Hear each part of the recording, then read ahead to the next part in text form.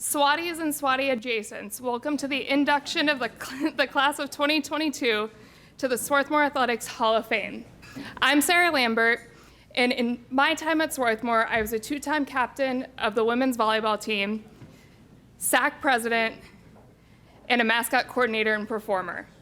I graduated in 2011 with two of our honorees, but I was not quite as talented as they were. Today, I serve as one of the co-chairs of the Garnet Club Advancement Council, or known as GCAC.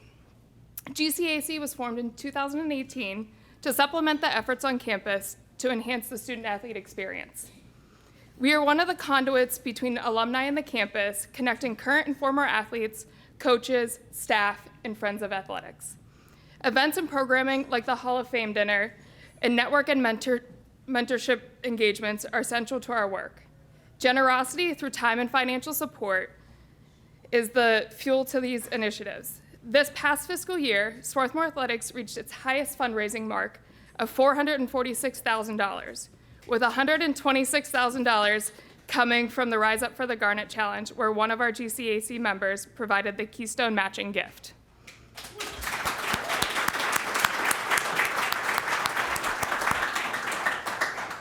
This school year, we look forward to expanding our career networking with a speaker series, reimagining prior events like Golf for the Garnet, and supporting Brad and Val as they envision what the Athletics and Wellbeing District will look like in the near future.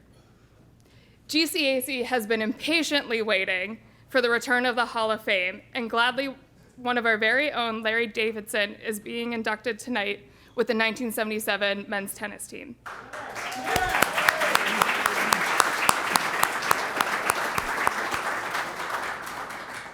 We are thrilled to be back so we can reflect on some of the most prominent figures in Swarthmore's athletic history. While I am here in an official capacity tonight to welcome everyone and give a toast, I must mention that I am also very happy to be here as a personal friend and fan of one of our honorees. As fall athletes, our teams would arrive to campus about 1 or 2 weeks early before everyone else, creating quite a unique bond. Morgan Langley and I were both freshmen in the fall of 2007 and quickly became friends during preseason. And I still consider him and his wife, Claudia, some of my closest friends 15 years later. I witnessed his incredible soccer career here at Swarthmore and continued to watch him play after graduating in his professional pursuits. Since he stopped playing, I also witnessed his enduring dedication to the sport as I joined him on a Young Leaders Board for a soccer nonprofit, and then saw him and Claudia move to New York City when he joined Major League Soccer in a strategy and development role to shape the future of the sport. The passion he has for the sport is unwavering, and he is very deserving of the accolade tonight. In fact, all of our honorees are very deserving of the accolades tonight. The commitment to their crafts not only earned them numerous awards and records, they also left lasting impressions on our athletics community. As an incredibly proud Swarthmore student-athlete alum, it's my pleasure to formally congratulate this year's exceptional class. Please raise your glass and let us toast to Virginia Denny Rath, Harry Bill Haverstick, Ann Miller Ueda, Catherine Stockbauer, Morgan Langley, and the 1977 men's tennis team. Cheers. Cheers. Thank you for being with us tonight, and I hope you enjoy the rest of the evening. Go Garnet.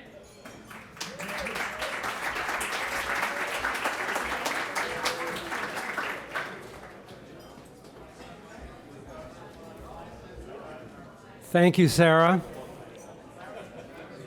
Hello, everyone.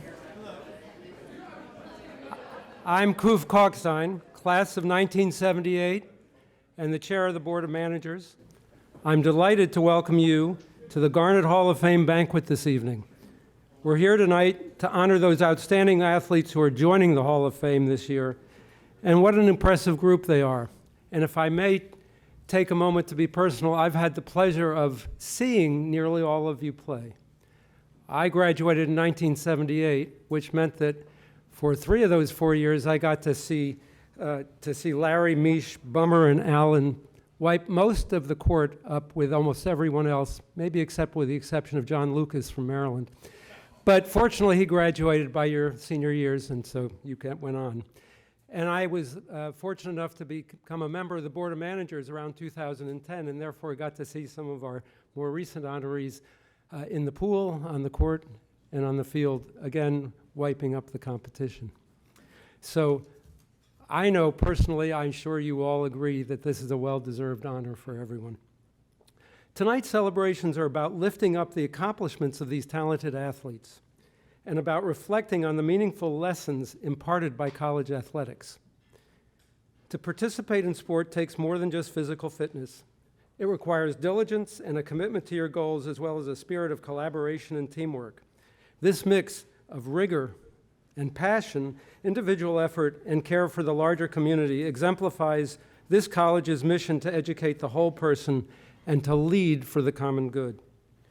Your support for Swarthmore Athletics helps our students set records and win championships. That's wonderful, but also helps foster the lessons of teamwork and dedication that these athletes have and will continue to carry with them well beyond graduation. The Garnet Club Advancement Council, whose members support our athletic programs through their counsel, philanthropy, and volunteer programming for our students, parents, alumni, and friends, reflect the impact athletic programming has on a community. I know there are several of you here, and therefore could the members of that council please stand so that we can jointly give you some applause and thank you for your efforts.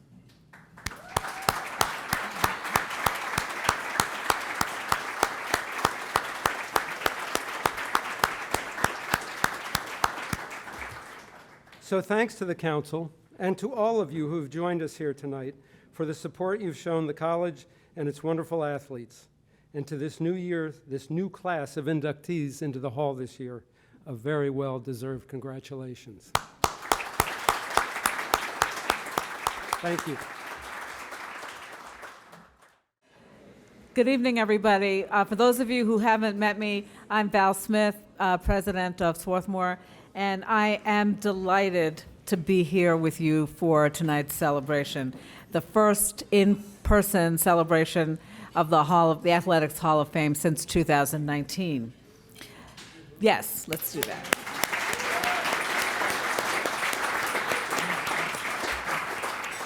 We have an exciting slate of home athletic events this weekend, including a family-friendly tailgate tomorrow afternoon. So I hope if you're able to stick around, that you'll take part and find time to cheer on our student athletes. But we're assembled tonight to celebrate our 2022 Hall of Fame inductees. Yes, let's just keep applauding. The honorees span several decades and come from across our athletics programs. An accomplished coach, a top golfer, a decorated swimmer, an All-American basketball player, Centennial Conference Soccer Player of the Year, and the 1977 men's tennis team.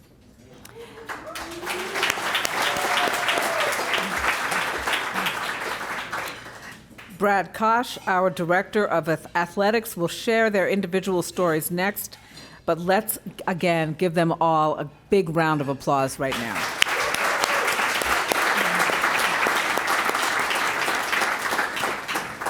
I also want to thank the alumni, parents, members of the faculty, students, and staff who volunteer their valuable time as members of the Garnet Club Advancement Council. Thank you, Sarah, for the work that you do in chairing this important initiative, and thanks so much to all of you for your membership in GCAC.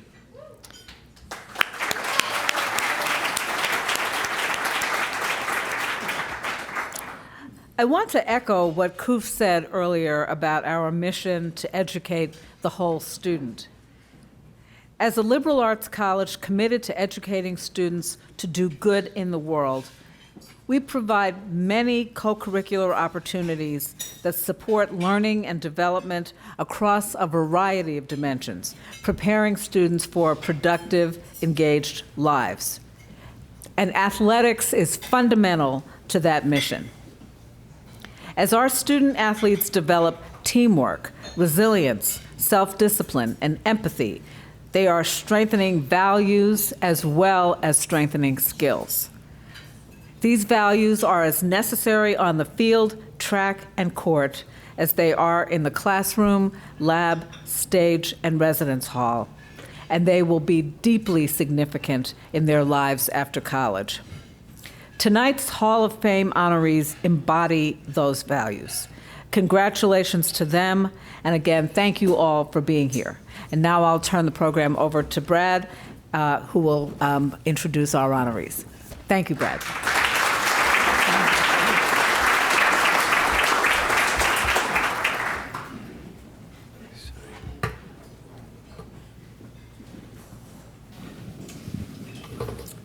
Well, despite the theatrics, we press on. I want to start by thanking Val, Koof, and Sarah for their words this evening and for their ongoing support of Swarthmore Athletics. I'd like to give them a round of applause as well.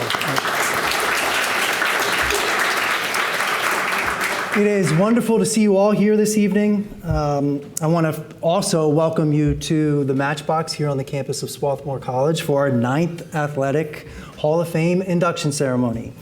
My name is Brad Koch. I am the Marion DeWare Director of Athletics, Physical Education, and Recreation. I am honored to be your MC here this evening for the induction of 5 former remarkable student athletes and 1 exceptional team. It is my distinct pleasure to see the Hall of Fame at Swarthmore College continue to grow, as several new members will soon cross into a pantheon of distinction, of greatness, that will transcend time, joining an esteemed group that wore the Garnet with pride and an unwavering commitment to excellence. While our inductees' accomplishments are vast and their accolades many, what I am sure they will focus on here this evening will be the relationships they forged while at Swarthmore, bonds with fellow students, advisors, coaches, and faculty who challenged them, believed in them, and celebrated them. To me, that is the essence of Swarthmore. The Swarthmore community is as strong as ever, and I thank you for your support and continued devotion. The inductees we are honoring today not only define the seasons they played, but also help drive our current student athletes, coaches, and staff to reach new heights, challenging us to become the best versions of ourselves. Through competitive athletics, rigorous academics, and meaningful leadership throughout our community. Inductees, you help make up the foundation or core and have blazed trails for others to follow, not just in wins or individual honors, but in character, aptly representing the Garnet with the utmost professionalism and ambition, creating pathways for today's student athletes to emulate and follow. I would like to thank the inductees, and I look forward to celebrating Swarthmore, our student athletes, and all the special moments to come. Congratulations to each of you, and welcome to the Hall of Fame. Another round of applause.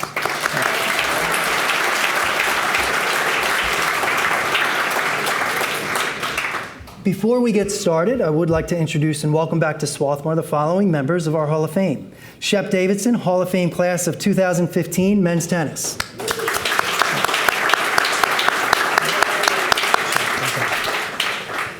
Jim Harvey, Hall of Fame class of 2019 for the 1974 men's soccer team. I'd also like to introduce members of President's staff joining us this evening. Liz Wood, Vice President for Advancement. Liz. Hey, Liz. And Erin Brownlee-Dell, Chief of Staff and Secretary of the College. Thank you both for all your support. As several of us have mentioned this evening, I also want to call out members of the Garnet Club Advancement Council for joining us here this evening, and special thanks for all your stewardship and commitment to our student athletes and programs, GCAs. And finally, I would like to thank the Hall of Fame Selection Committee for all their efforts and commitment to the selection process, which is no easy task. All right, we have an impressive group of inductees coming into the Hall of Fame. I would like to share a few notable highlights of this well-deserving group, and then you will hear from our presenters, who are chosen by our inductees to say a few special words on their behalf. The first 2 inductees are posthumous. The late Virginia Denny Rath, swimming, archery, and physical education. Denny's legacy at Swarthmore College dates back to the 1930s. Denny arrived at Swarthmore in 1931 with a master's in physical education from Columbia University. She coached swimming and archery and served as chair of the physical education department before retiring in 1965. The late Harry Bill Haverstick, golf, football, and baseball, A three-sport letter winner in golf, football, and baseball, Bill established himself as the top golfer in one of the most successful golf teams in Swarthmore history. He captured the Pennsylvania Amateur 3 times, 1938, 48, and 1950, and finished as the national runner-up in 1939 by a single stroke. Ann Miller Uota at women's swimming. At Swarthmore, Ann achieved a lengthy list of accomplishments, becoming one of the most decorated swimmers in program history. During her senior year, she earned her 7th career All-American selection, passing women's swimmer Skye Fulkerson, class of '96, for the most in program history. Catherine Stockbauer, women's basketball. A 3-time All-American selection, Catherine stuffed the stat sheets during her decorated basketball career at Swarthmore. She holds the program record for career rebounds with 1335, while ranking 4th all-time with 1677 career points. Catherine made history at the conference and national level, holding the NCAA Division III record for double-doubles, career double-doubles, with 83. Morgan Langley, men's soccer. A 2010 All-American selection, Morgan left a major impact on Swarthmore and the men's soccer program. He ranks as the program's all-time career leader with 95 points, while also holding the program record with 27 assists and sitting 3rd with 34 goals scored. 1977 men's tennis team, led by head coach Bill Cullen, who unfortunately was not able to join us this evening. The 1977 men's tennis team won the program's first national championship. The 1977 graduating class ranks 1st all-time in program history with 431 individual wins by a graduating class. The team was undefeated in MAC competition during their 4 years, captured their 12th MAC championship within a 14-year stretch of the program, and began a run of 17 straight NCAA appearances. So congratulations to you all. And thanks again.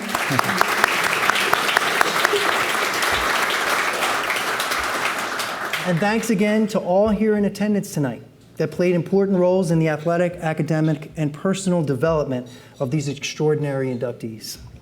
I will now be calling up our inductee presenters, starting with Karin Colby, head coach of our men's and women's swimming programs. Karin will be accepting this induction on behalf of the Rath family. Thank you, Karin.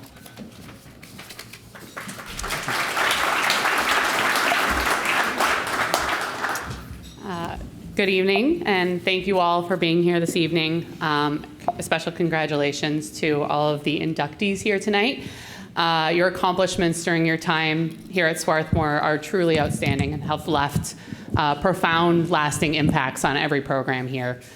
Tonight, it is a privilege to celebrate each of our inductees, and I'm honored to present and accept this award on behalf of Virginia, better known as Dinny Rath, and her family.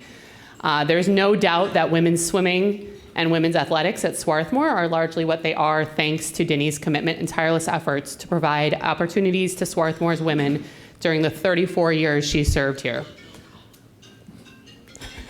Prior to arriving at Swarthmore, Dinny graduated from Hollins College in 1924, where, based on what I can tell from the Hollins College archives, she was involved in every student activity on campus. She was actually the great-granddaughter of the Hollins College founder, and she and her sisters appear to have literally run the show there during their time in school. She was also inducted into the Hollins University Hall of Fame in 1995. Given her tenacity, it comes as no surprise that she went on to earn a master's degree in physical education from Columbia before finding her way to Swarthmore. But that in and of itself is quite an accomplishment. As a swim coach, I could talk ad nauseum about Dinny's accomplishments and what a pioneer she was in our sport, but I think the numbers really speak for themselves. As the head coach of women's swimming for 34 years at Swarthmore, Dinny tallied a 70% win percentage. Under her guidance, the team won 87 consecutive dual meets over a 14-year period. That means they didn't lose a single meet for 14 years. And that included meets against teams like Penn, Temple, Drexel, and Syracuse. Her teams won 13 total Eastern Intercollegiate Championships, including 11 consecutive team titles. To empower women to compete against larger universities at the highest level of intercollegiate athletics available at the time and to win year after year after year is really quite a testament to her leadership. As remarkable as her record as a swim coach was, Denny's impact extends far beyond the pool. She served as the director of women's athletics for 34 years here at Swarthmore, making her the longest serving athletics director in department history. She was passionate about developing women's athletics beyond Swarthmore. She served as the president of the Eastern District of the National Association of Directors of Physical Education for College Women. It's a mouthful. And in her spare time, which I'm sure she had plenty of, she coached archery, field hockey for a season or two. She ran the college's famous swim test year in and year out. And she constantly worked to provide and expand the opportunities that were available to Swarthmore's female students. The Swarthmore women's swim team has existed since 1912, which is making it one of the oldest women's swim teams in college athletics. The program has also had a female head coach for every one of the 95 years that a coach has been in existence for the program, which really makes it kind of a unicorn of a program in a male-dominated profession. It is a distinct honor to follow in the footsteps of somebody who for 34 years led this program at the highest level, went out of her way to positively impact the lives of the student athletes at Swarthmore across the board, and I'm humbled and honored to accept this award on behalf of Denny, and so grateful for the impact that she had on the Swarthmore community. So, thank you. Thanks, Matt. We're going to walk right over there. Just going to come over here real quick.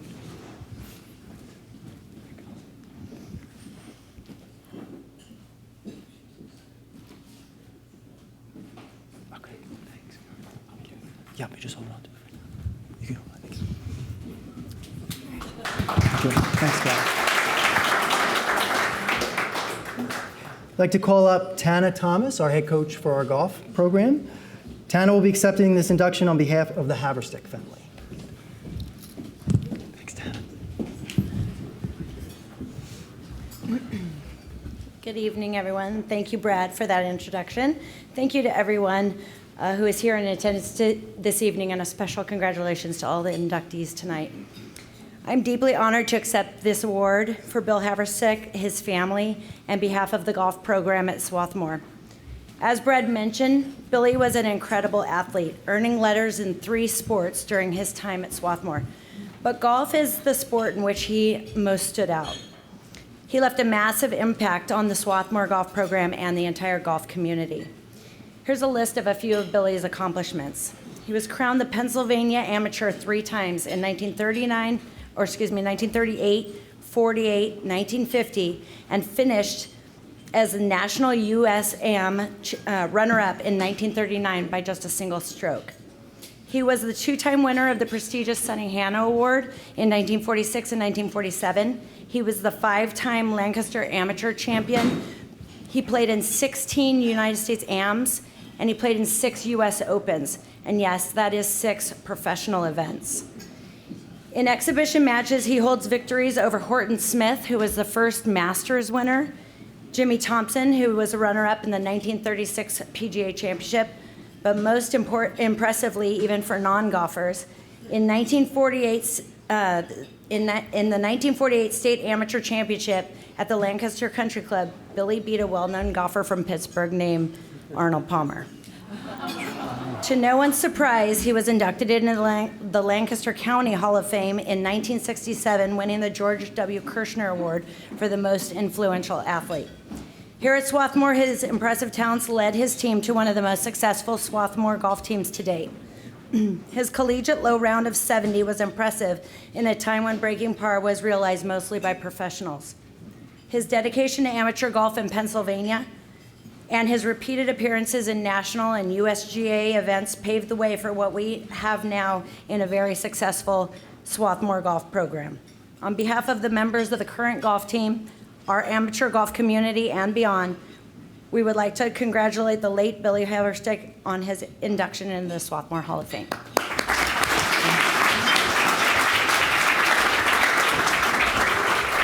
Just take it up. And just keep it with you.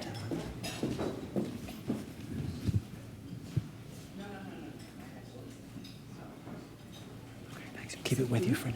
Okay, thanks.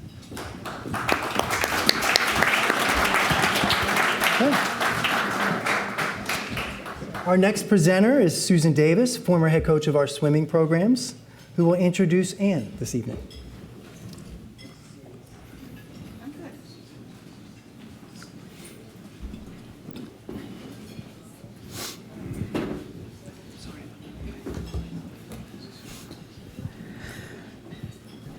With respect to the presenters and the nominees, please turn your cell phones off.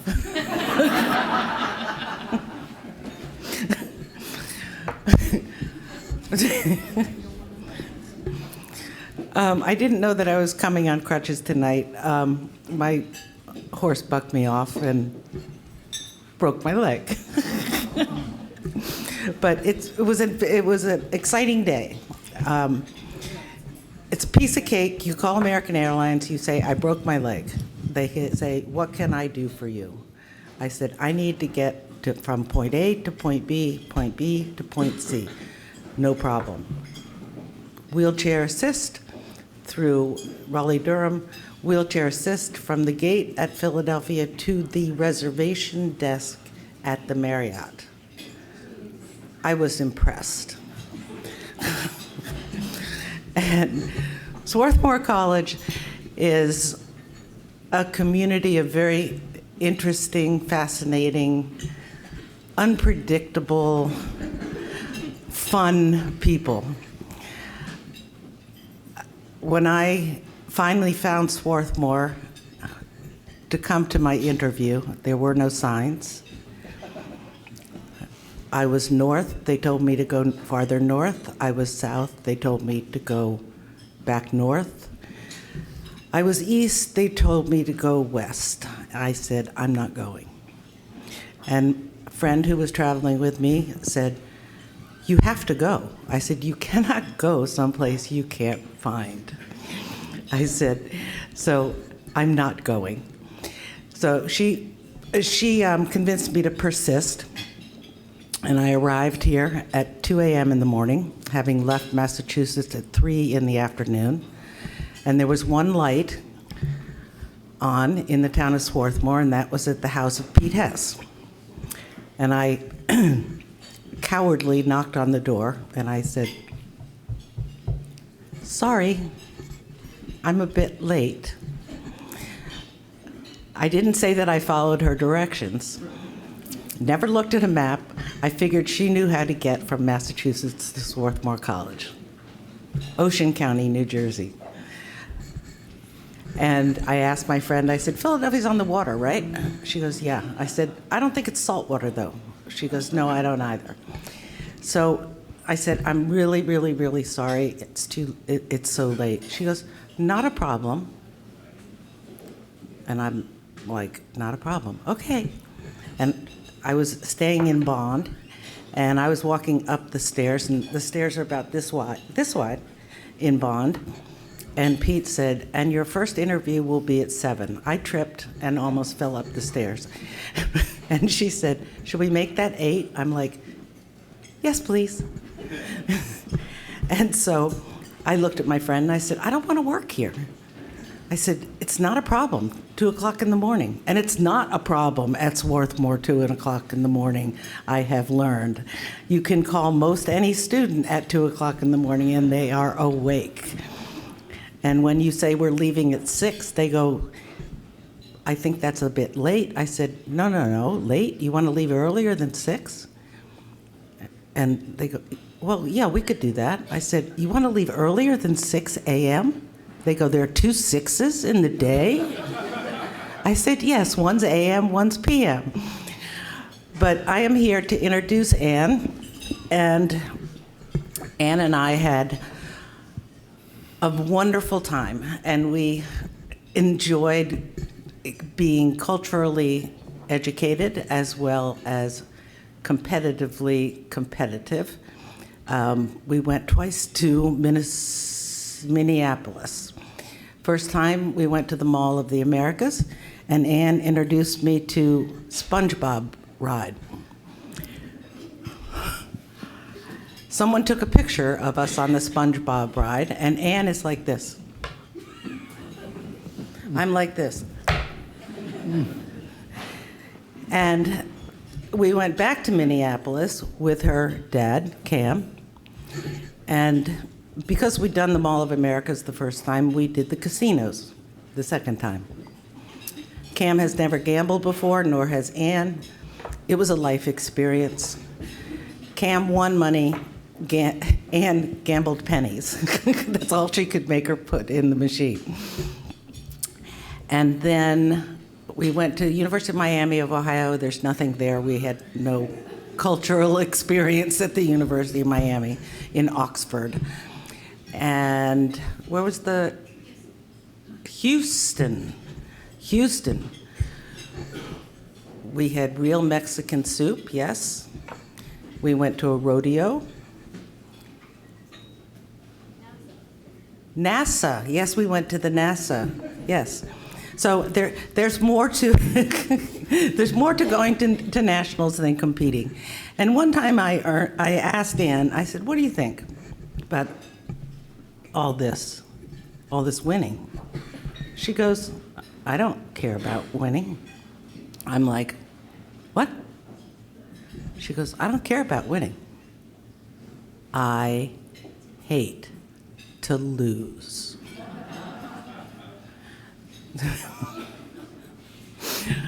And I truly believe she doesn't care about winning. She just hates to lose.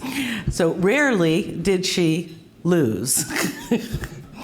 And my notes are in my hotel room, but thank God for cell phones. This is what Ann has accomplished. 7-time All-American in the 100 fly. In 2007, she was 15th, 2008, 10th, and 2010, 14th. Not her best event, but still All-American. 200 fly, she was 5th, top 6. 2008, she was 2nd. And I believe that's the highest, my memory is still there, is the highest any Swarthmore College swimmer has placed at nationals, is 2nd. 2009, she was 5th, and 2010 she was 11th. And her dad Cam and her mom Kate, they shared Ann with me at nationals. But her dad said, "Well, what do you think Ann will do tonight?" And I said, "I think blah, blah, blah." And Ann did blah, blah, blah. And he goes, "How? I'm going to start to believe you." I said, "Well, it's good that Ann does." All right, in the conference. She was conference champion in the 100 fly 2 times. She's currently tied for 6th in the conference, all-time top times. 200 fly, conference champion 3 times, set the conference record in 2008 and held it for 11 years. College records, 500 free, held the record for 2 years. 1,000 free, held the record for 11 years. 1650, held the record for 10 years.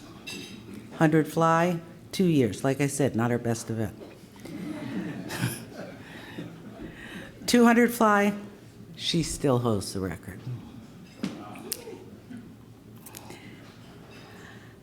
But I saw, what, sophomore? Okay, Karn says can't do it.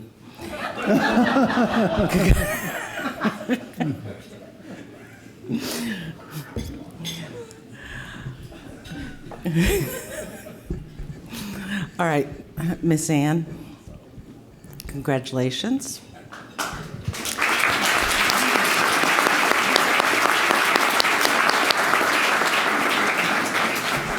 Very well-deserved honor. What? Hug.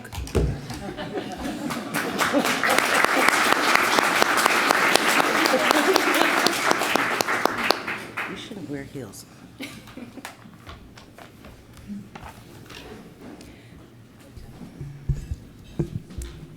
Thank you, Sue, for that introduction. As tonight was approaching, I realized the amount you know about me. You could have made that very embarrassing, so I appreciate your kindness. During the pandemic, I went the longest in my memory without swimming. After our gym reopened, we held off on rejoining as we waited for me to get through my pregnancy, have our second little one, and then finally for the whole family to be vaccinated. So the first time I swam laps after March of 2020 was this summer when we joined an outdoor pool. The experience of swimming laps after that time away from the pool was an experience of coming back to myself, rediscovering a missing piece of me, of coming home. I have a similar experience when I see my Swati friends, now spread across the globe, when I come back to campus, whether for alumni weekend, to take my kids on a walk in the Crum, or this evening. It's hard to put into words how much Swarthmore has meant to me, how much swimming has meant to me, and how much Swarthmore swimming has meant to me. At SWAT, I learned how to nurture my intellectual curiosity and more about who I am as a person. From swimming, I learned perseverance and how to push myself. And from Swarthmore swimming, I learned okay versus not okay pain and how to be an individual on a team. So for all of these lessons and for that sense of homecoming that has been an ongoing gift, I want to thank so many people. I want to thank my parents for every practice that they drove me to from age 6 on, every meet that they drove me to from age 6 on, and for their ongoing support, including being here tonight. I want to thank my siblings who sat through many meets whether they wanted to or not. I want to thank my non-swimmer friends who showed up and cheered for me and supported me outside of the pool. I want to thank the athletic department, especially Miriam, Sharon, Ray, Larry, Marie, and Jess, for all the work they did to keep the team equipped, functioning, and healthy. I want to thank my teammates, especially those in my year who trained with me, cheered for me, and were a part of my every day at Swarthmore, both in and out of the pool. I think of them every time I swim. And I want to thank every coach I ever had, from Becky when I was an 8 and under, to Rob, who defined my middle school experience, to Scott, who helped me get to a place that college swimming was an option, and of course to Charlie, Leisha, Chris, Kaz, and Sue. I could have never had the success I did at Swarthmore without your feedback, support, and encouragement both in and out of the pool. Sue, I also want to name that you recognized my potential before I did. Your belief in me and recognition of that potential helped me make it a reality. Swimming is a funny sport. You compete in your own lane. For parts of a race, you may not be able to see your competition. You can really only hear cheering when you turn your head to breathe. But when I think back on swimming at Swarthmore, the moments that I think of are the ones with my teammates, not the ones in the lane. I remember breaking a minute in the 100 fly for the first time in the lane next to my teammate and dear friend Casey Osborne, in the same race that she also broke a minute for the first time during our freshman year. I have a picture of that moment on my dresser to this day. I remember tying my teammate and friend Jenny Lewis in the 100 fly for first place at conferences and going to nationals with her my sophomore year. I remember that the whole team watched my 200 fly live streamed from nationals my senior year and even made a game out of it.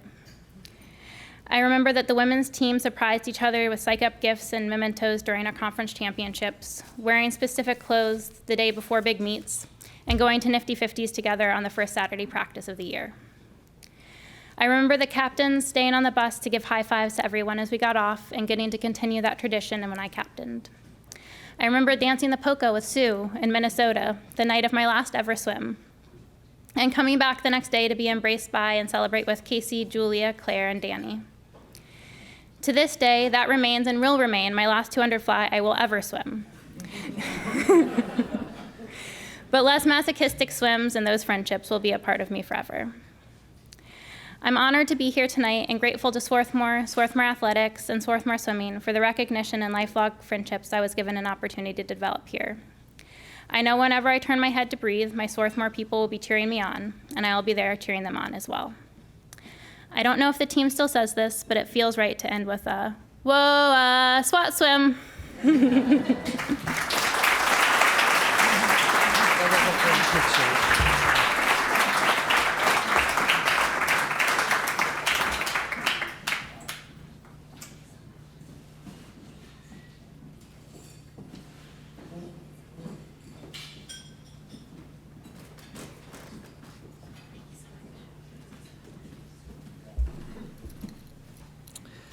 I'd like to welcome Grace Stockbauer, who will introduce her sister, Catherine.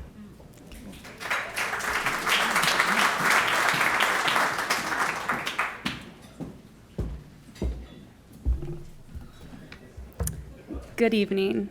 I'm so excited to be here, and I wanted to first start off by thanking Brad and all others responsible for putting this night together. And congratulations to all the amazing athletes being inducted tonight. Now, before I begin, I do have to start off with a disclaimer. I went to Haverford College. I was a member of the women's lacrosse team class of 2013. And you may be wondering why a black squirrel would possibly be speaking at a Swarthmore Hall of Fame athletics event. When your sister is Catherine Stockbauer, it makes a lot of sense. So I will have to admit, I wasn't always cheering for Swarthmore athletics, particularly if it was a Centennial Conference matchup between our two rival schools. But you can bet I was always cheering for my sister. I definitely took the road less traveled by playing lacrosse. Catherine and I grew up in a tennis and basketball family. Both sports were in our blood from a very young age. Our dad played tennis in college and continues to play competitively still. In fact, he recently played against a member of the 1977 men's tennis team being honored tonight. Our mother played D1 basketball at LaSalle, and our mom's brother and sister played college ball too. They were all inspired by their father, our papa, Ben Shervin, who had such a love of the game and coached middle school basketball up until he was 82. He would be so proud to know that Catherine was being inducted into the Hall of Fame today. He was Catherine's biggest fan. Our parents went to every game that they could, and so did our papa. My mom recounts a particular game during Catherine's freshman basketball year at Swarthmore, when a young Swarthmore men's basketball player came up to my family in the stands and said to my grandfather, "Coach, what are you doing here?" It turns out this player had played for our pop-up in middle school and then went on to play for the Garnet. When he learned that Coach was Catherine's grandfather, he was impressed, stating, "Wow, she has the most rebounds in the conference." My family was shocked. They knew the teams tracked metrics like points and rebounds, but had no clue how well Catherine was doing, and even that people followed the stats that closely. Catherine wasn't only a leader on the basketball courts. She was amazing at pretty much everything she did, whether excelling at academics, in the science or German classroom, music, or athletics. She was a 3-sport athlete all through high school and a 2-sport athlete here at Swarthmore, also a member of the women's tennis team. People around us frequently compared the two of us, and Catherine gave me big shoes to fill. So when Catherine's outstanding basketball career picked up steam in high school, I decided to leave basketball to her.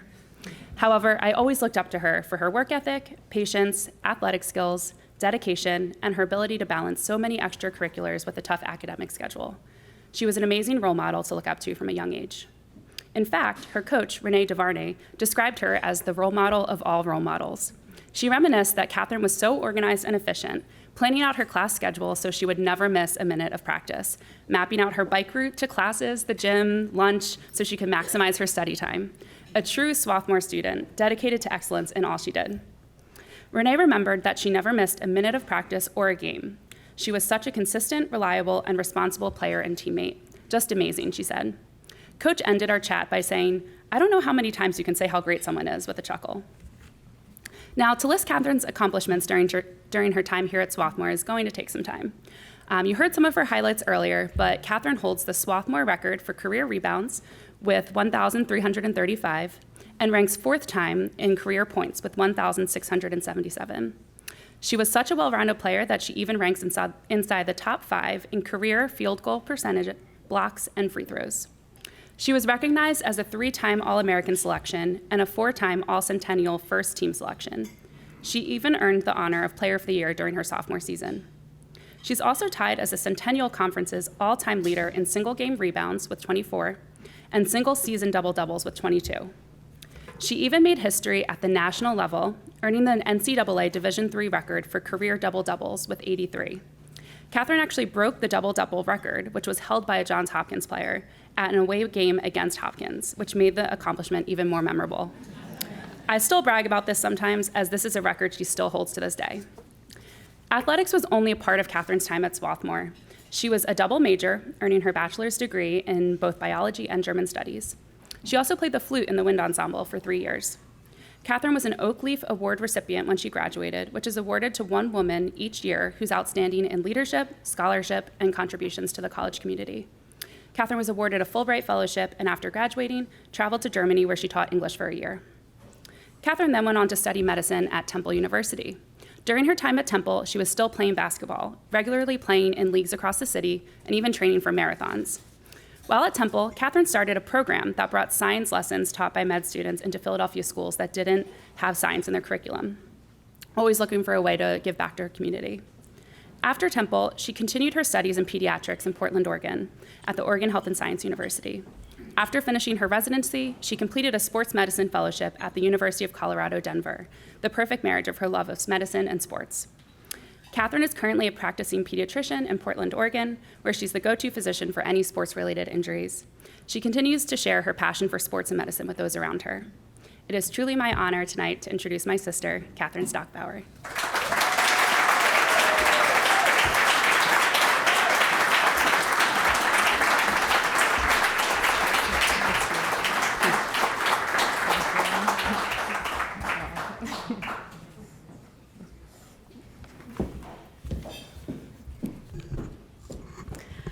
Good evening. I'm so humbled and honored to be here with you all tonight. Many thanks to Brad Koch and the entire Swarthmore Athletic Department for bringing us all together for this lovely celebration. As you know, an individual's success doesn't happen in a vacuum. Each of us are influenced by the people around us. I've been incredibly blessed to have grown up in a supportive community with numerous positive role models, mentors, coaches, and supporters offering me inspiration, vision, and guidance along the way.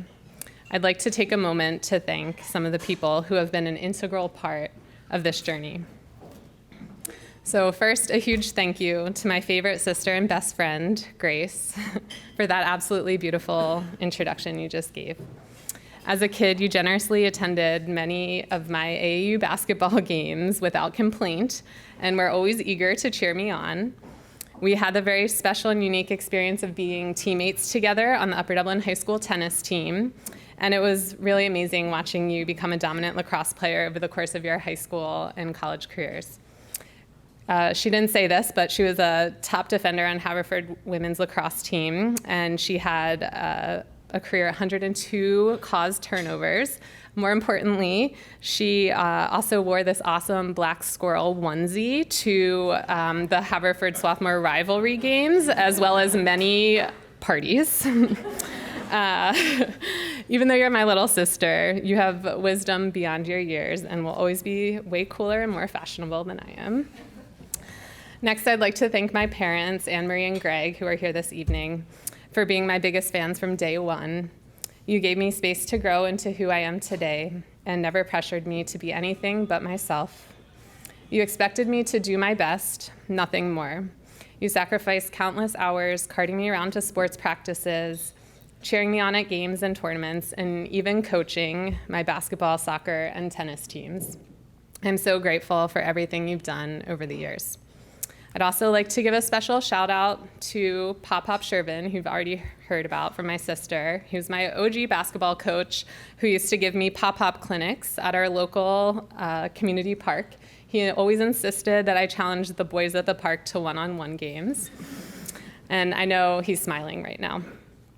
Thanks to my other extended family members who are here this evening to celebrate with us, all of whom have been diehard fans of mine over the years. And finally, I'd like to thank the Swarthmore College community for providing an idyllic place to grow and learn as a student, an athlete, and a person. Swarthmore really gave me the resources and opportunities to explore my passions in all arenas and offered me an unparalleled sense of acceptance and belonging, one that I've not found anywhere else in my life. When I arrived on campus as a prospective student, athlete, to spend the day with one of the freshman basketball players, she took me to a lecture by a man who had been exonerated from death row, and then we proceeded to have an intense discussion about this topic over lunch at Sharples. At that point, I knew I had found my people. Fellow nerds with unique interests and talents from all over the globe, with experiences and backgrounds that were very different from my own, but all of whom cared deeply for their community and for the world around them. Within this beautiful college community, my fellow student athletes were a great support for each other, coming out to cheer for each other at games, befriending each other in the weight rooms and locker rooms, and mingling at social functions on campus. I'm especially grateful to my basketball and tennis teammates for always pushing me to become a better player at practice and helping me bring me out of my fairly shy social shell. I have deep appreciation for my basketball coach, Renee DeVarney, for believing in me and convincing me that Swarthmore was the best choice for me. She was right. Last but not least, I'd like to offer my congratulations to all of the Hall of Fame inductees, especially to my fellow 2011 classmate, Morgan Langley, and of course to Anne as well, who was class of 2010. What an honor it has been to share this stage with you all tonight. Thank you.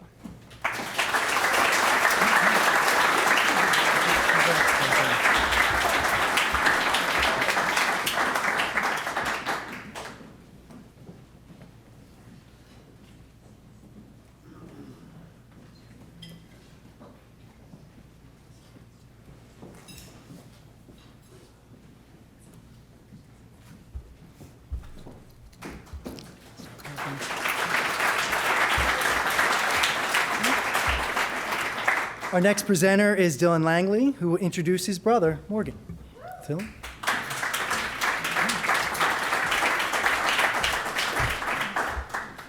Good evening, and thank you, Brad and Sarah and others who helped to put this on. As Brad may have mentioned, I am Dylan Langley, class of 2010. So as an alumnus, I love coming back to this place. It's always nice to be back at Swarthmore.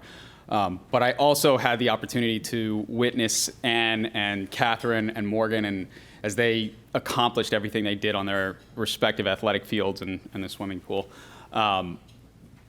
Catherine's games, I got to work the shot clock, so I got to see a lot of her athletic prowess. I got paid doing it, which was cool. And Morgan, he's my little brother. So we are 16 months apart. So we're very close in age. So we've spent a lot of time battling it out together. I thought about rattling off some stats and everything that he's accomplished, because he's accomplished a lot. But the reality is, I've really gotten a front row seat to watching how hard he's worked. Morgan and I, we grew up in Honolulu, and we grew up in sunny Honolulu, so we got to be outside 365 days a year. So after school, we would throw our backpacks down, take our shoes off, go out in the driveway and play basketball. And we'd beat the hell out of each other. We'd go after it for a couple hours every day before we did our homework. And if you are 16 months apart from a sibling, I hope you apologize to your parents on a regular basis. Morgan and I really, really worked hard. But when he got to Swarthmore, right before he came to Swarthmore, he broke his ankle. So he was playing on a broken ankle. He never got it fixed. He played right through the pain, just kept on going. I think your freshman year, you scored 3 goals. His sophomore year, I think he scored 3 goals. He worked really hard. Every summer we would work. We worked as bellman and valet at a hotel in Vermont. Our parents moved to Vermont when we were in college. And we'd play soccer. We'd work, we'd come home, we'd play soccer. He'd yell at me for the crosses I'd give him and how he'd try to finish the balls that weren't ever good enough for him. But we played we played a lot of soccer. I'm giving him a hard time, but he really worked hard. And then ultimately his junior year, his senior year, I think he scored 14 goals each season. So he jumped from 3 goals a season to 14 goals a season, and all of that is attributable to the work he put in. After he graduated, after he had earned his All-American honors, he decided to pursue professional soccer. So I was a year ahead of him. I had entered the workforce, and I decided to work in the Philadelphia region. Philly's what I knew. I had my brother here. And every Monday, I would come here. We'd have dinner at Sharples. We'd get in a car, and we'd drive 2 hours west to Harrisburg. And he would try out for the City Islanders, and he'd bust his butt, and we'd talk about it on the ride home, and snow would be coming down. We'd be driving next to tractor trailers, and he'd talk about how he didn't know if he'd make the team. And I was like, dude, you're making a team. You are absolutely crushing it out there. Ultimately, he went on and played 4 years with the City Islanders. I think I still have the ticket to that first game. He went on to play with the Union. My dad drove down 8 hours to watch him make the 18-man squad for his first Union game. He actually got in the game and should have scored a goal, but wasn't his fault. Their star player didn't pass him the ball. He was wide open. I still hold a grudge. But that was unbelievable. And then ultimately getting to see him play in Dublin, flew over to Dublin to watch him play. He scored in his first professional match for the St. Patrick Athletic in Dublin, which was really, really cool to see. And then after his soccer career was done, he couldn't get enough soccer. So I convinced him to come over and work in commercial real estate with me. Wasn't his thing. He wanted to get back into soccer. Decided to go and work for the MLS, where he's forging ahead with a very successful career. So with all of the stats and accolades that Morgan's received, it's all about hard work.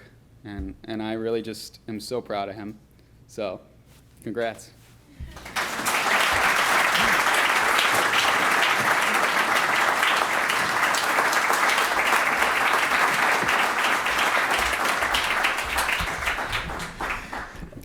Well, first of all, I'd like to thank everybody for being here. Obviously, the athletic department, as well as obviously the Swarthmore community as a whole.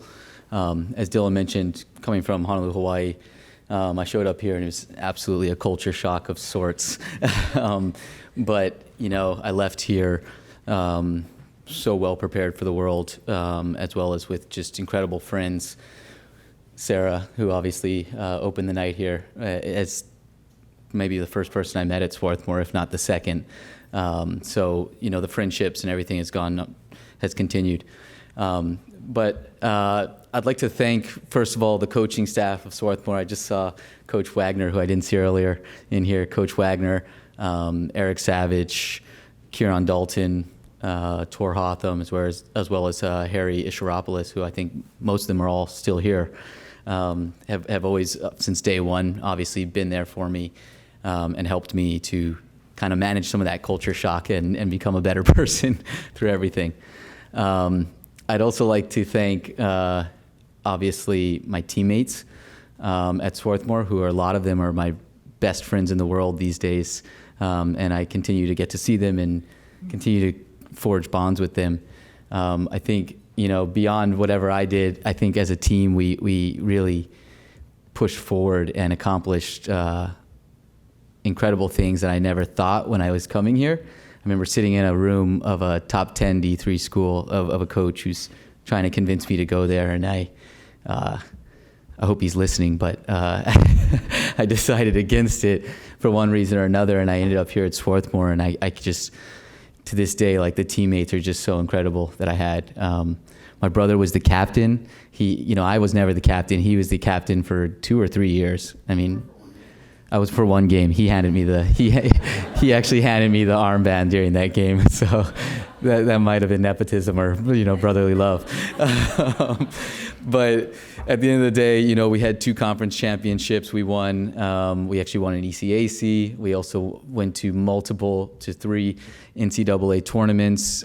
We even achieved #1 in the nation at one point. I mean, as a team, I can't speak highly enough of my teammates in terms of what we were able to accomplish out on the field. So, I do owe it to a lot of people. The fact that I'm standing up here, I'm incredibly humbled to be standing up here based on just how many people supported me and supported what we were doing. In fact, I still see faces out here that were supporting us in the stands. Jenny, she was there all the time. I go down the list. My wife, Claudia, was there at every game. So just seeing the faces, Todd, I see him at the games, just seeing faces in here, it's kind of a wild trip back into memory lane. And then also, as Catherine stated, being able to share a class with Catherine, an incredible athlete in her own right, and watching all the accomplishments she had on the basketball court, and then seeing her in social events, it was kind of like pointing to each other, like, let's keep going, let's keep making this happen. So it's fun to be up here and share this incredible honor. And I think one thing that's humbled me even more so is the incredible history of this program and how long it's been in the class of, I think, 74.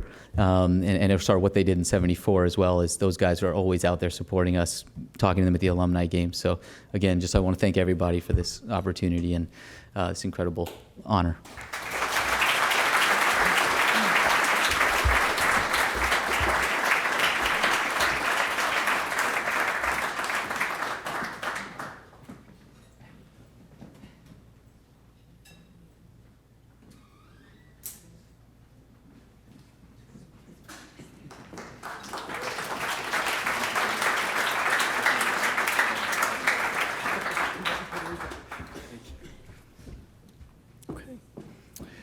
Please welcome to the podium our head coach for men's tennis, Jason Box, who will be introducing the 1977 men's tennis team.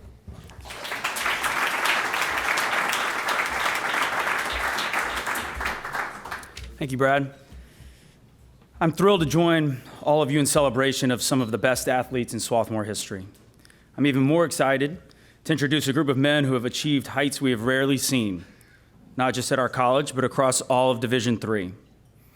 When the men's tennis team arrived on campus in 1977, D3 tennis had been created just the year before. The team had already put themselves on the map. They finished third in the nation in 1976. That was the first year that the Nationals was contested. And I want to acknowledge that two of the men being honored tonight, Larry Davidson and John Irwin, achieved the pinnacle of the sport in 1976 when they won the first ever Division III National Doubles Championship.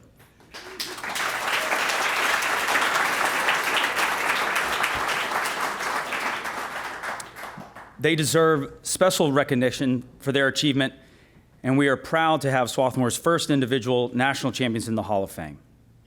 So when 1977 rolled around, under head coach Bill Cullen, the team was ready for more. They set their sights on a team championship. Along the way, their season consisted of a schedule that would be hard to fathom in this day and age. They competed against 12 teams that are now Division I and Division II, including Penn State, Columbia, Navy, and I heard that there was this huge win over Penn that was the first time in 20 years. I hope you guys remember that.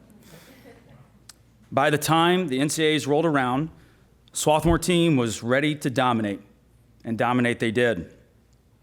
The 1977 men's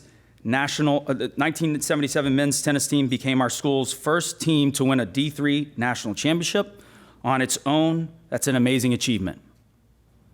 But as we reflect, 45 years later, what's hard to wrap our heads around is the tone that is set for our tennis program, and really for the whole D3 tennis world. This team created a legacy for Swarthmore tennis that inspired decades of commitment to the highest standard of athletic ability, and importantly, great sportsmanship and academic achievement. Having a national championship under their belts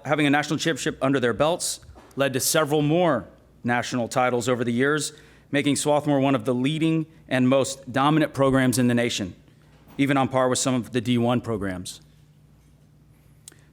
This kind of history deserves to be celebrated. Last year, around this time, we hosted our biannual Mullen Cup, an alumni event that generates fantastic turnout from across all the decades. And we shined a spotlight on this 1977 team. It was amazing for me to see these guys reunite after so many years and share memories not just with each other, but also introducing more recent generations to our program's unique history. It struck me how powerful it is to hear these guys 45 years later, I'm sorry to keep saying 45 years, talk about how Swarthmore athletics changed their lives, put them on a path to successful careers. They talked about the sense of community, the shared responsibility, the motivation to blaze new trails and set a legacy.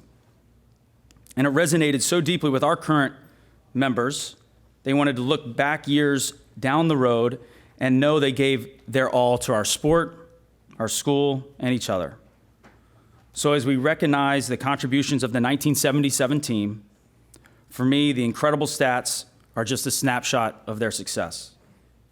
It's the legacy they have left us, the standard they set for the last nearly half century that brings out the best in us, makes us proud to represent the Swarthmore name. So please join me in welcoming the 1977 men's tennis team to the Swarthmore Hall of Fame.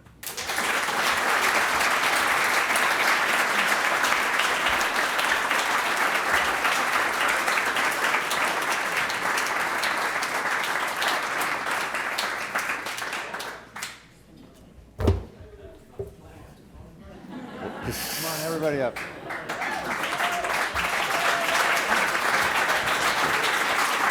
It's in my bag. All right. Coach Box, thank you very much for the kind introduction. You're doing a fantastic job, both as a coach, but also in really reuniting the whole alumni community of tennis around your program. You and Davis Elkins and Noah Cheng are doing a great job. And I also am so impressed with Jose Nunez with all the statistics that we've had over these many years to refresh our memories on all the great wins and some of the more painful losses. So, Mish, we were out on the courts today hitting, and it just feels like it was just yesterday that we won the championship. What do you think? Eddie, it's 45 years. Yeah. It's 45 years. Yeah. Caroline, would you just pull that old racket out of my bag?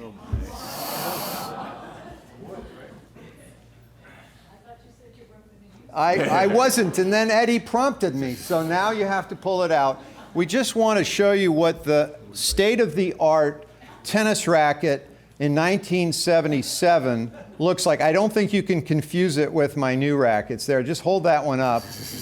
That is a Wilson, a Headmaster, and it's the racket that Alan and John actually played with. It was a big advance from wood. So we'd first like to congratulate all of the other honorees for their fantastic accomplishments. The entire team wants to thank the college and the athletic department for this honor. It means a great deal to all of us, and we are truly humbled by it.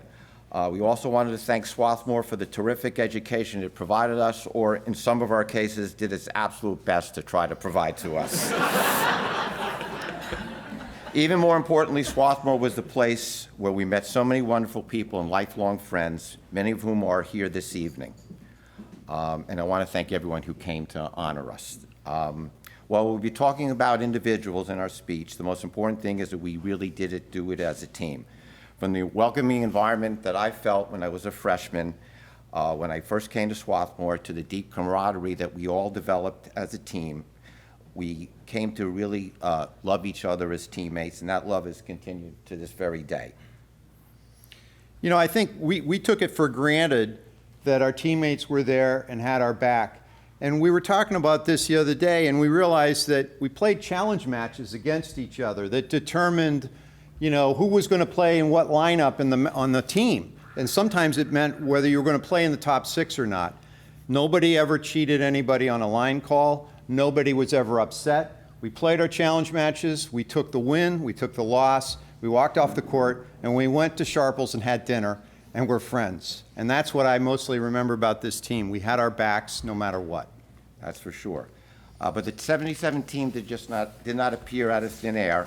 It was based on a great tradition of tennis that has been at Swarthmore for decades.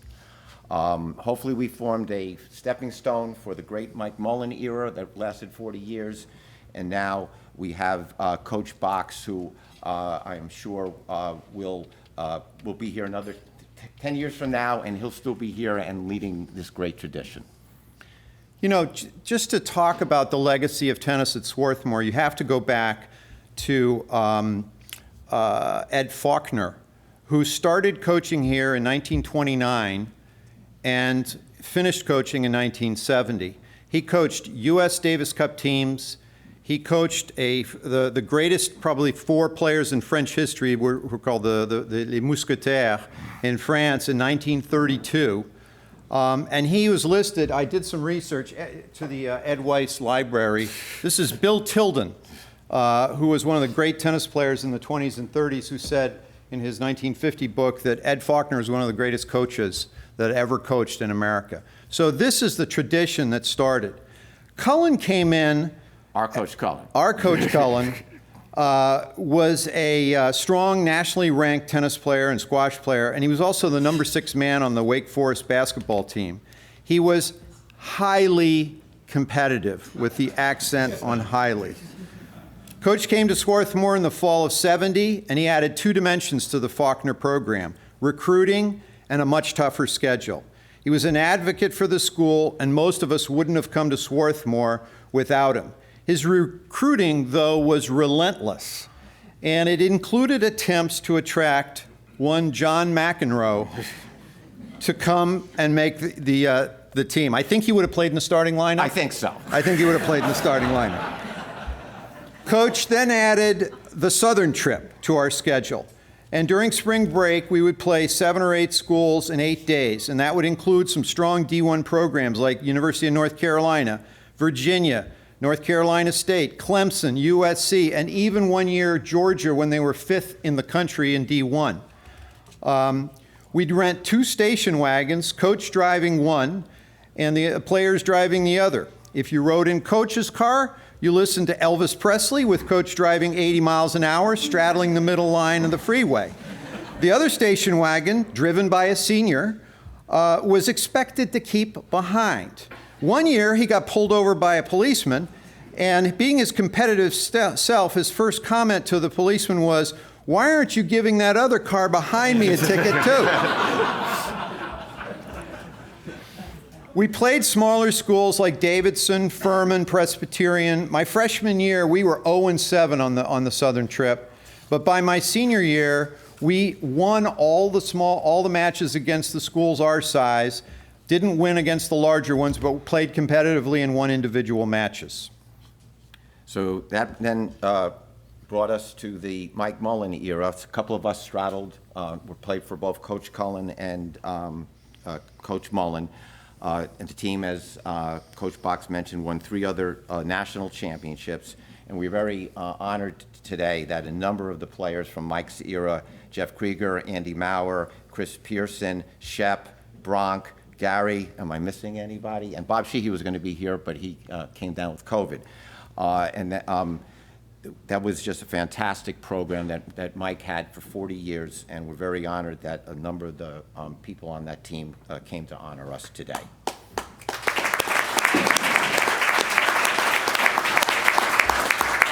I think another testament to the camaraderie are some of the players that played during the period of time that we were at Swarthmore that actually made the effort to come here tonight.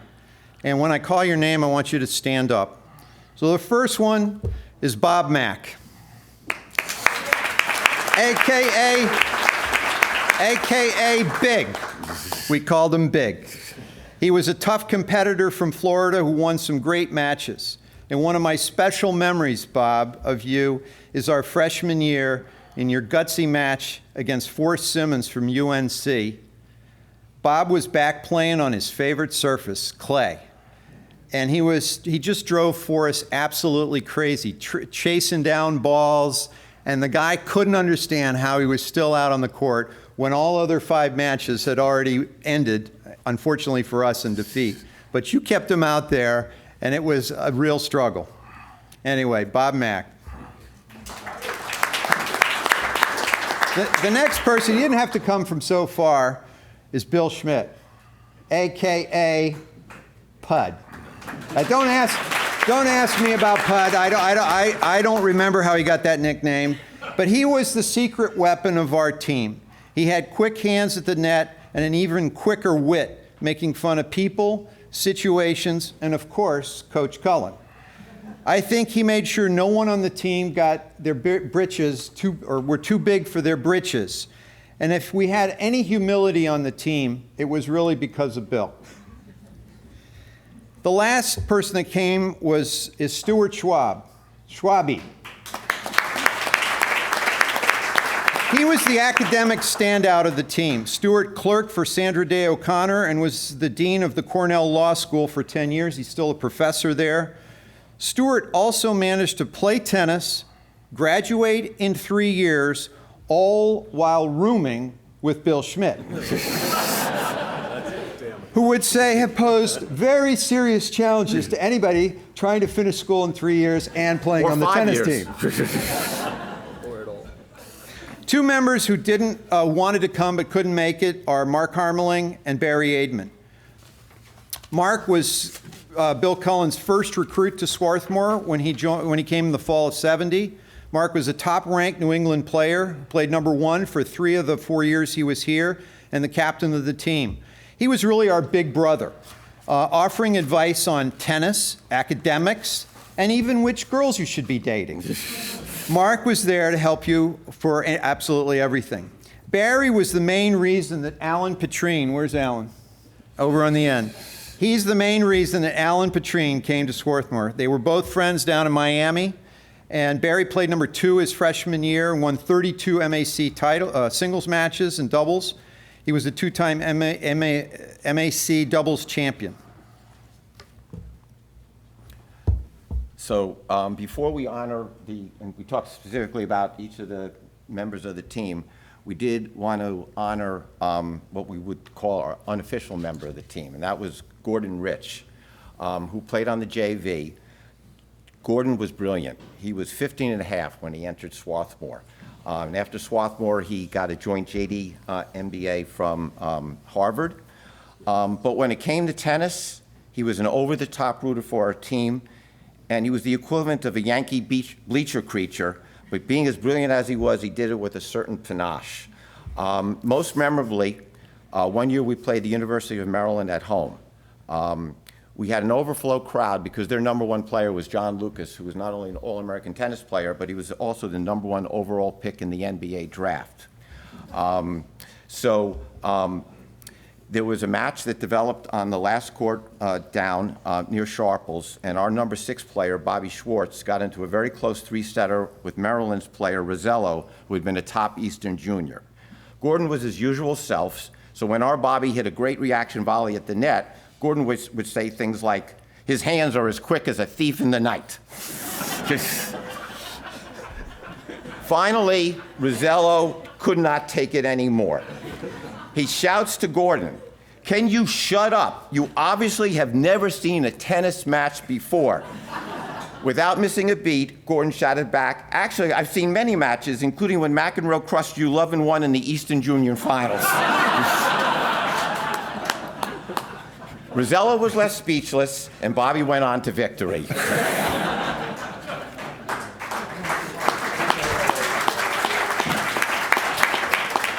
So now we will, and thank you for your indulgence. It's been 45 years. Rest in peace. Yeah, rest in peace for Gordon. He left us far too early. So the first member we'd like to talk about on the team is Dave Snyder. Dave? Now, Dave, I think, truly was the best overall athlete on the team. He set his high school record for most varsity letters. He was truly excellent in a multitude of sports. Unfortunately, tennis was not one of them. That is, until David discovered topspin along in his journey at Swarthmore. That started a meteoric rise, and by his senior year, Dave was a sophomore on our team. Dave went all the way to #1 singles on the Swarthmore team, which finished #3 in the country. And he had some terrific wins at #1. After his senior year, Dave had great matches playing in Europe, including an amazing match against the Belgian Davis Cupper. David, I cannot remember the exact number of match points, but Dave had match points on him. Dave, I'm not exactly sure how many match points David had, but there is someone in the audience who does have an encyclopedic knowledge of David's successes, and that would be Dave. All kidding aside, Dave became a terrific player, is a contrarian thinker for the ages. He's a great guy, and most importantly, when you have Dave as a friend, you have a friend for life. So the next one is Jay Levinson. Jay was a freshman on the '77 team. Jay should truly be admired for overcoming a number of obstacles to achieve what he did. For starters, on the court, Jay was, how do I put it? Really slow. I'm not going to get into the particulars, But let's just say that Jay would be cut from a no-cut track team. Well, Jay, where are you? Oh, there you go, Jay. But I'd like to push back, Jay, on the commonly held belief that you had a very indifferent academic career at Swarthmore. I mean, how could anyone overlook the towering intellectual achievement of your senior sociology thesis entitled, and this is verbatim, Tennis and Football, a Sociological Comparison? Jay, it's rumored that when the Swarthmore quantum physics professor heard about your thesis, he went ballistic and said, how did the science department let this guy go? On the tennis court, Jay overcame any lack of mobility with great hands, a nasty lefty serve, and a great competitive spirit. He had a tremendous overall singles and doubles record at Swarthmore, including going 28-8 in his freshman year. But Jay tells me his fondest memories were carrying me in doubles and only having to play one doubles match with Dave Snyder.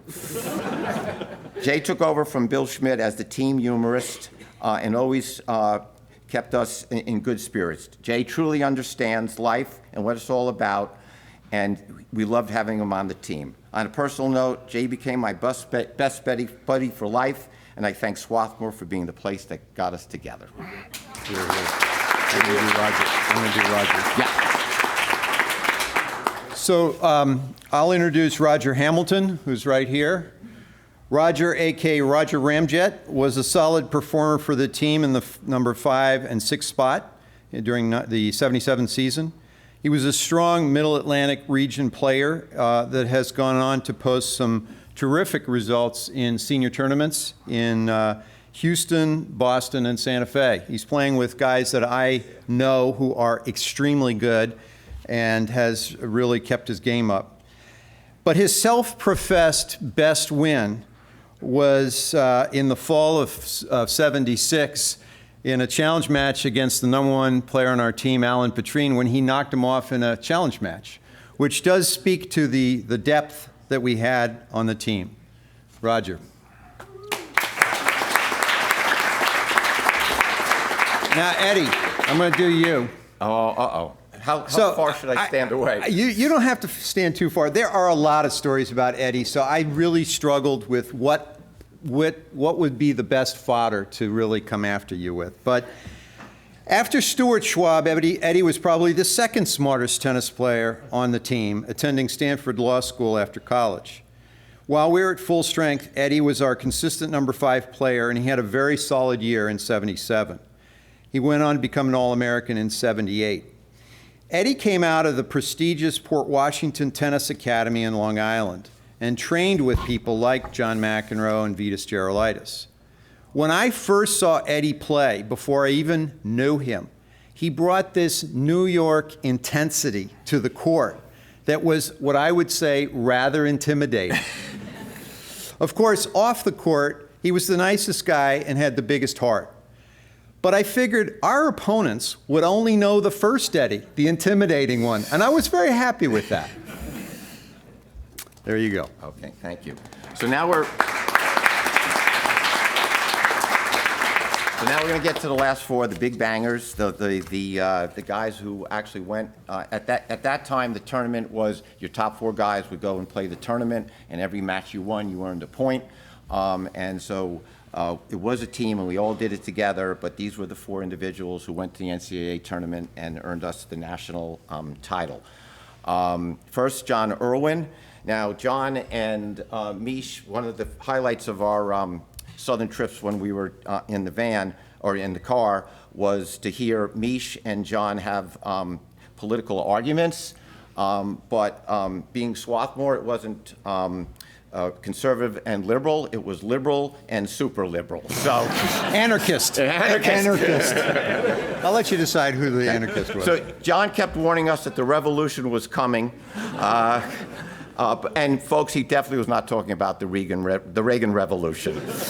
And John, while we may still be waiting for the revolution, one thing that one never has to wait for with John is kindness and commitment to others. The aforementioned Gordon Rich once remarked that the wellspring for John's idealism was in his inherent goodness as a person, and anyone who's ever met John would agree. On the court, John was a tremendous player with an outstanding match record, a 4-time MAC doubles champion with Larry, as Coach Box mentioned, the 76th NCAA Division III doubles champion, and also reached the quarterfinals of the singles. He was a critical member of the 77 championship team with great wins in singles and doubles, and an NCAA All-American.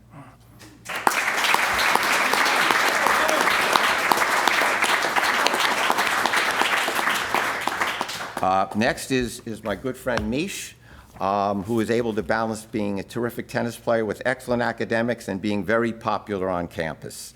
All kidding aside, Mish was a wonderful teammate, always fun and super supportive.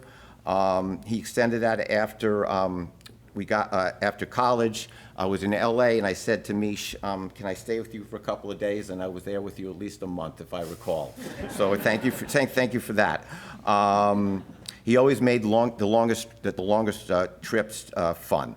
On the court, Mish had a terrific record with many great wins, including wins over University of Pennsylvania, Navy, Georgetown, and a great win over the number 3 for Hampton Institute, who that year won the NCAA Division II championships, and that player had been ranked in the top 20 in the U.S. in the juniors.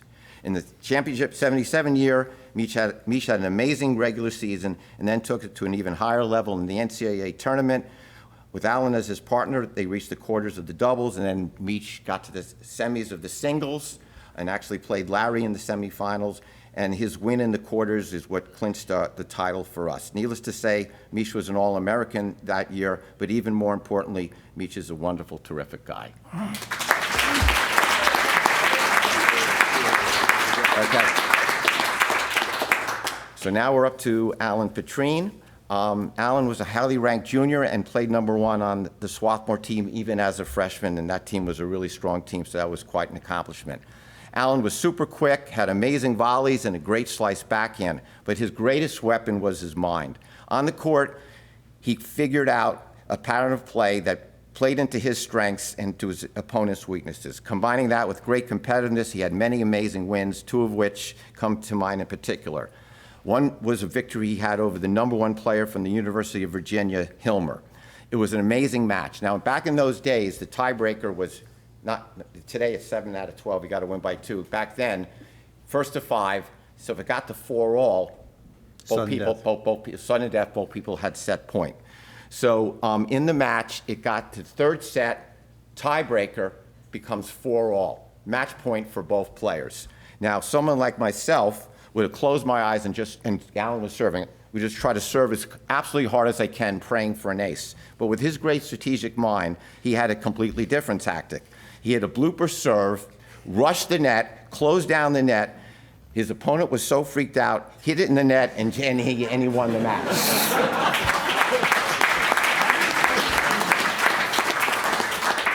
The other great match was his win over Ricky Meyer, the number 1 player for UPenn, who went on to become number 83 in the world. He won 7-6, 7-6, and again, think about this tiebreaker score back in those days. First set, he was down 4-2 in the first set tiebreaker, and the second set 4-1 in the second set tiebreaker, and he won both sets. His strategic mind was not limited to tennis, and indeed in my junior year, with my social life in its normal state of free fall, I asked him to help me. But even for Alan, that was a bridge too far, and after a few weeks of valiant effort, Alan suggested we might instead tackle something tough but more soluble, like the Middle East crisis. Alan had a fantastic year in our championship year. He and Mish reached the doubles quarterfinals. In the prior year, he reached the quarterfinals in singles. He was a 2-time All-American and no doubt one of the finest players to ever play for Swarthmore and a great teammate.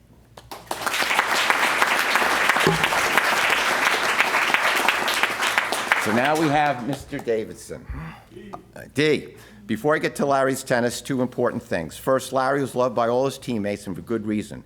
Larry truly cares about people and has the largest group of good friends that I know. Second, as strong as Larry's Swarthmore tennis accolades were, by far his best accomplishment at Swarthmore was to convince Marion to go out with him, and then after Swarthmore to marry him. And Marion, we're so glad that you and the family are here to celebrate this evening.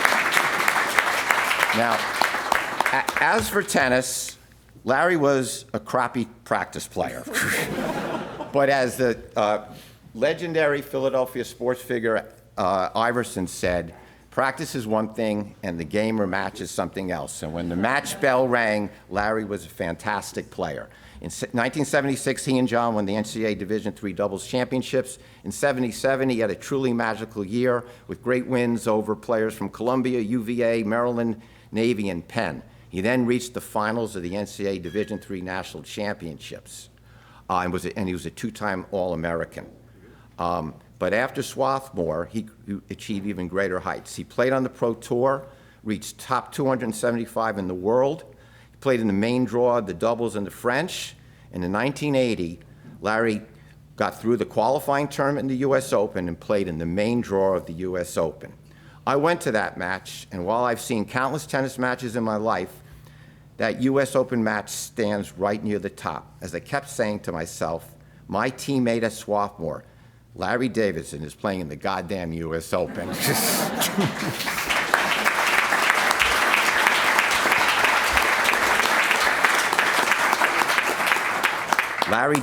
Larry did Swarthmore proud. Thank you.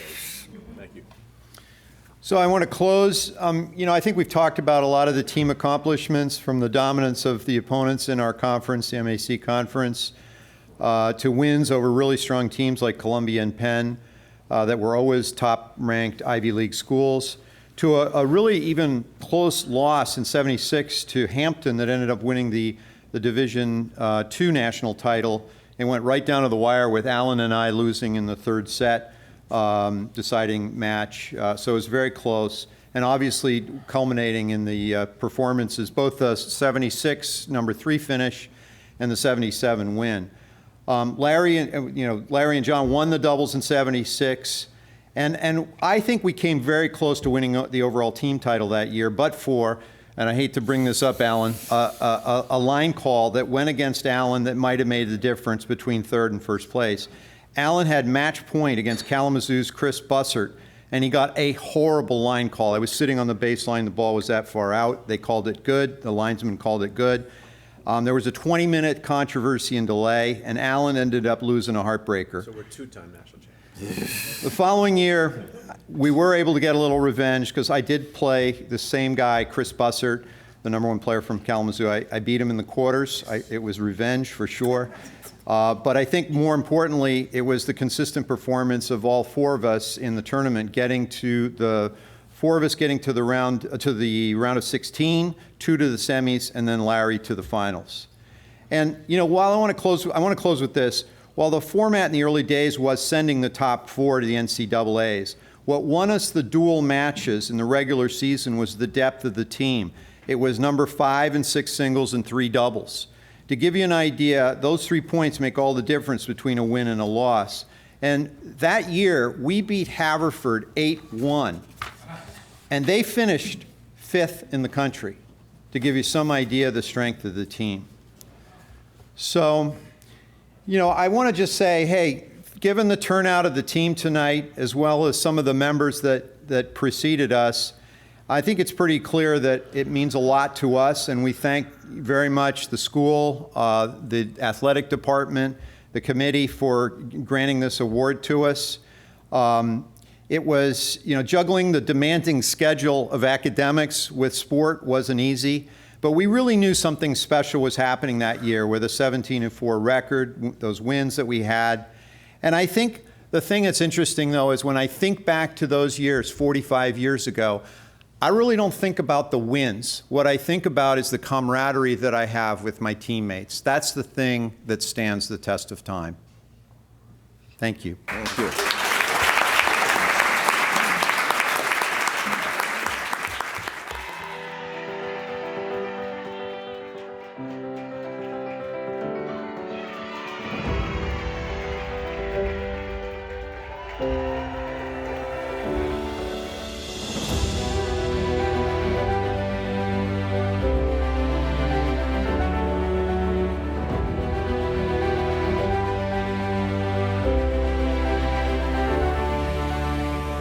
Congratulations again. It really was a pleasure seeing everyone tonight, and I look forward to continuing this relationship moving forward. Okay, so without further ado, here's our Hall of Fame display for 2022. So I can get it off.